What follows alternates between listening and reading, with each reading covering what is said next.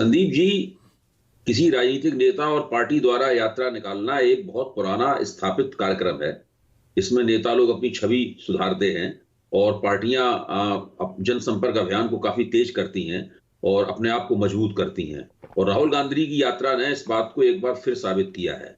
ये एक ऐसी अनूठी यात्रा है जिसमें राहुल गांधी की दिन रात आलोचना करने वाले लोग भी उनकी प्रशंसा करने लगे हैं। अभी देखिए, विश्व हिंदू परिषद के जो अंतर्राष्ट्रीय अध्यक्ष है चंपत राय जी ने राहुल गांधी की प्रशंसा की है और उन्होंने जिन शब्दों में राहुल गांधी की प्रशंसा की है वो अखबार में छपे हुए हैं, उनको दोहराना उचित नहीं है, लेकिन उस शब्दों को पढ़ के लगता है कि वो काफी प्रभावित है राहुल गांधी से। सबको यात्रा कर भारत को समझने की जरूरत है, उन्होंने ये बोला। और राम जन्मभूमि मंदिर के प्रमुख पुजारी महंत सत्येंद्र दास ने भी बाकायदा चिट्ठी लिखी। और देखिए, चंपत राय ने एक और बात कही है जिसको रेखांकित किया जाना चाहिए। उन्होंने कहा है कि इस यात्रा की आलोचना राष्ट्रीय स्वयंसेवक संघ ने नहीं की है। उन्होंने कहा, मैं राष्ट्रीय स्वयंसेवक संघ का बचपन से स्वयंसेवक हूं, इस यात्रा की आलोचना राष्ट्रीय स्वयंसेवक संघ ने नहीं की है। और उन्होंने ये भी कहा है कि प्रधानमंत्री ने भी इस यात्रा की आलोचना नहीं की। अच्छा, बहरहाल मैं केवल ये कह रहा हूं कि राहुल गांधी की यात्रा का विरोध करना भारतीय जनता पार्टी और उसके प्रवक्ताओं या समर्थकों को छोड़कर उत्तरोत्तर बहुत मुश्किल होता जा रहा है। कोई भी इस यात्रा का विरोध नहीं कर रहा है। इस लिहाज से यह यात्रा असाधारण रूप से सफल है। पहली बात, इससे राहुल गांधी और कांग्रेस को सिर्फ लाभ हो सकता है और व्यापक रूप से विपक्ष की राजनीति को लाभ हो सकता है। पप्पुआइजेशन ऑफ राहुल गांधी एक प्रोजेक्ट चला था जो राहुल गांधी क्लेम करते हैं कि हजारों करोड़ रुपए खर्च किए गए मेरी छवि बिगाड़ने के लिए। वो प्रोजेक्ट तो चलिए खत्म हो गया, वो प्रोजेक्ट को तो धता बता दिया राहुल गांधी ने। पर यात्रा से वोटों की मात्रा बढ़ेगी क्या? इसलिए मैंने 2014-2019 का उदाहरण दिया। 88%, 92% का strike rate, success rate BJP का, जहां डायरेक्ट कॉन्टेस्ट में थी कांग्रेस के खिलाफ। आपने बिल्कुल ठीक कहा, मैं उसी पे आ रहा हूं। मेरा कहना है, यात्रा से जो लाभ होते दिख रहे हैं, इन लाभों का चुनावी राजनीति में क्या असर होगा, इन लाभों का इसका तय इस बात से होगा कि यात्रा के साथ कोई प्लस जुड़ा है कि नहीं।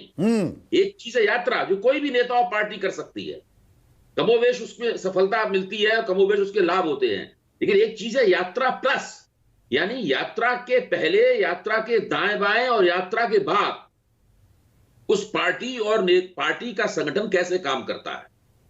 अगर वो प्लस ठीक काम करेगा तो यात्रा के बहुत लाभ चुनाव में दिखाई पड़ेंगे और कर्नाटक चुनाव से ही दिखाई पड़ना शुरू हो जाएंगे। हाँ, वो टेस्ट केस हो जाएगा। उत्तर पूर्व तक में भी उसके लाभ दिखाई पड़ सकते हैं। उत्तर पूर्व में भी उसके लाभ दिखाई पड़ सकते हैं।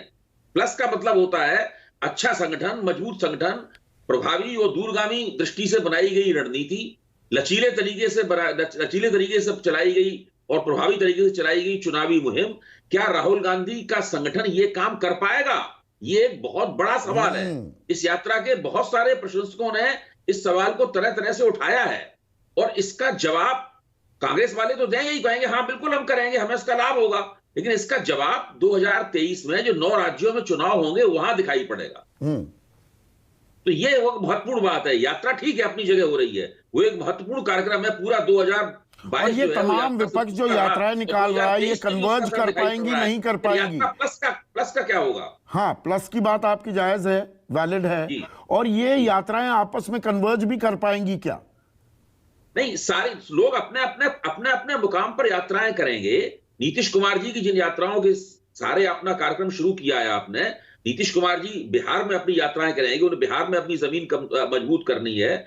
फिर जिस देश की यात्रा करने की बात कर रहे हैं, वो भी चुनिंदा इलाकों में यात्रा हो सकती है जहां नीतीश कुमार जी का प्रभाव है। कई तरीके से यात्राएं नियोजित हो सकती हैं, इसमें कोई शक नहीं। राहुल मतलब सड़कों पर उतरेगा विपक्ष, ये बात तय हम मान सकते हैं।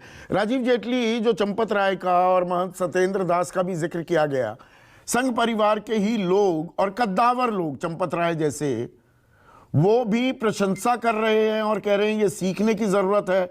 एक 50 साल का नौजवान 3000 किलोमीटर चल रहा है, इसकी सराहना की जानी चाहिए। इसीलिए संदीप जी कहा था कि माफी मांग लीजिए। यही राहुल गांधी जी थे जो संघ को गालियां निकालते हुए आ रहे थे।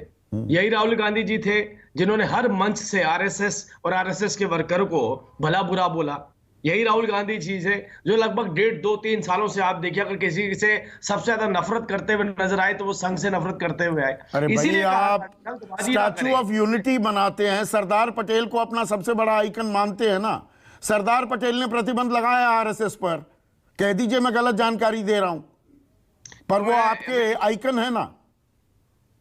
नहीं, अगर इस तरीके से बात करेंगे तो मुझे लगता है संघ की तारीफ इंदिरा गांधी जी ने भी करी है, मोतीलाल नेहरू जी ने भी करी है, जवाहरलाल नेहरू जी ने भी करी है, और उसके अलावा ऐसा कोई भी इस परिवार में, मैं कांग्रेस तो नहीं बोलूंगा, इस परिवार में बोलूंगा, इस परिवार में कोई भी ऐसा व्यक्ति नहीं है जिसने उनका कंट्रीब्यूशन, चाहे चीन का युद्ध हो, चाहे वो भारत का स्वतंत्रता संग्राम हो, चाहे वो नमक तोड़ो कानून हो दोबारा से, क्योंकि इन्होंने सबसे पहले उसका जिक्र किया था, उसमें जेल जाने के बाद सबसे पहले सम्मानित करने वाले कौन व्यक्ति थे?